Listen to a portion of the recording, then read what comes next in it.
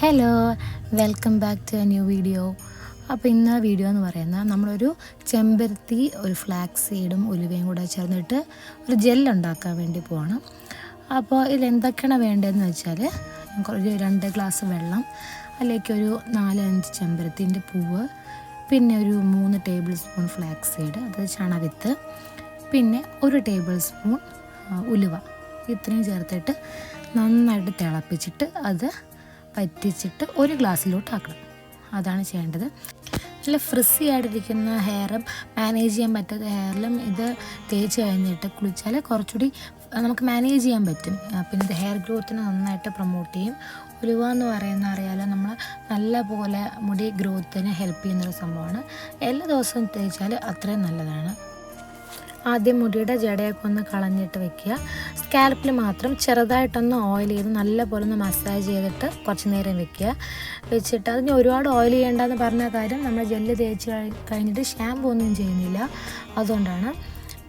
അങ്ങനെ ഹെയറിൻ്റെ ലെങ്ത്തിലോട്ടൊന്നും ഒരുപാട് എണ്ണ തേക്കേണ്ട ആവശ്യമൊന്നുമില്ല ജെല്ല് തേക്കുമ്പോൾ. കാരണം ഈ ഫ്ലാക്സ് സീഡ് വരുമ്പോൾ തന്നെ മുടി നല്ല ഷൈനിയും സോഫ്റ്റും ആവും, ഒന്ന് കുറച്ച് മാനേജബിൾ ആവും. അതുകൊണ്ടാണ് ഞാൻ ഒരുപാട് എണ്ണ തേക്കേണ്ടത്. കാരണം റിസൾട്ട് വരുമ്പോഴത്തേക്കും കുറച്ചുകൂടി എണ്ണ പോലെ ഇരിക്കും. അതുകൊണ്ടാണ് ഞാൻ പറഞ്ഞത്. നിങ്ങൾക്കറിയാം, ഞാൻ മുമ്പ് വീഡിയോ ഇട്ടിട്ടുണ്ട്, എൻ്റെ മുടി നല്ലപോലെ ഉണ്ടായിരുന്നു. ഞാനിപ്പം ശ്രദ്ധിക്കാൻ സമയമില്ലാത്തത് കൊണ്ടാണ് ഇപ്പം എൻ്റെ മുടി ഒത്തിരി കൊഴിഞ്ഞു പോയി. ഒരു ഡെലിവറി കഴിഞ്ഞിട്ട് ഒരു 8 മാസം തൊട്ട് മുടി ഭയങ്കരമായിട്ട് കൊഴിഞ്ഞിട്ട് ഉള്ളെല്ലാം പോയിട്ടുണ്ട്. അതുകൊണ്ടാണ് ഞാൻ ഒന്നുകൂടി ഹെയർ കെയർ ഒക്കെ ചെയ്യാമെന്ന് കരുതിയത്. ഞാനിപ്പോൾ ജെല്ല് വറ്റിയിട്ട് 2 ഗ്ലാസ് എന്നുള്ളത് 1 ഗ്ലാസ്സായിട്ട് കുറഞ്ഞിട്ടുണ്ട്. ചൂടോടെ തന്നെ നമ്മൾ അരിച്ചെടുക്കണം. കാരണം ചിലതൊന്ന് കട്ടിയായി പോയി കഴിഞ്ഞാൽ ഇങ്ങനെ സ്ട്രെയിൻ ചെയ്തെടുക്കാൻ പാടാണ്. അത് പിന്നെ നമ്മൾ ഈ സ്ട്രെയിനറിലിരിക്കുന്ന ഈ കൊത്തെന്ന് പറയുന്ന സംഭവം നമുക്ക് യൂസ് ചെയ്തിട്ട് പാക്കായിട്ട് ഉപയോഗിക്കാം. അങ്ങനെ ഉപയോഗിക്കുന്നവരുണ്ട് കേട്ടോ. ഇതിപ്പോൾ നല്ലതുപോലെ തണുത്തിട്ടുണ്ട്. ഈ ഒരു കൺസിസ്റ്റൻസി വേണമെങ്കിൽ തിക്കാക്കാം എന്നുള്ളവർക്ക് തിക്കാക്കാം. എനിക്ക് ലെങ്ത്ത് കുറച്ചുള്ളതുകൊണ്ട് ഞാൻ ലെങ്ത്ത് ഫുള്ളും തേക്കാൻ വേണ്ടിയിട്ട് ലൂസായിട്ടാണ് എടുത്തേക്കുന്നത്. ഇതിപ്പോൾ ഈ ഒരു ഗ്ലാസിൻ്റെ ഒരു ഫുൾ ഗ്ലാസ് ഉണ്ട്.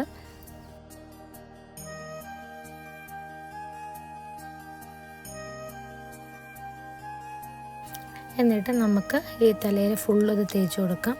ലെങ്ത്തിലോട്ടും സ്കാൽപ്പിലോട്ടും എല്ലാം കുറച്ച് ടൈം എടുത്തിട്ട് നന്നായിട്ട് തേച്ച് കൊടുക്കാമെന്നാണ് കേട്ടോ.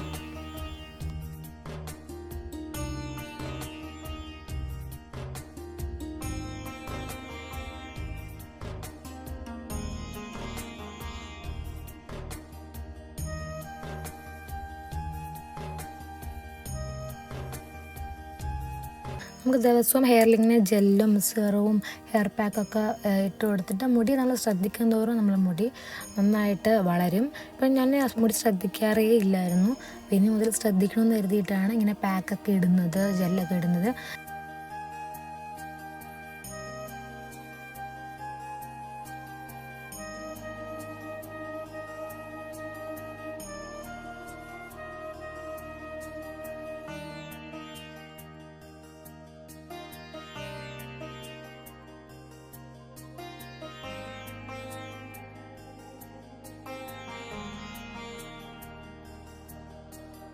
നിങ്ങൾക്ക് കാണാൻ പറ്റി, എനിക്ക് മുടിയെല്ലാം കൊഴിഞ്ഞിട്ട് തുമ്പ് നല്ലപോലെ ഉണ്ട്. മുടി ഇപ്പം ഒരുപാട് കൊഴിഞ്ഞു പോയിട്ടുണ്ട്.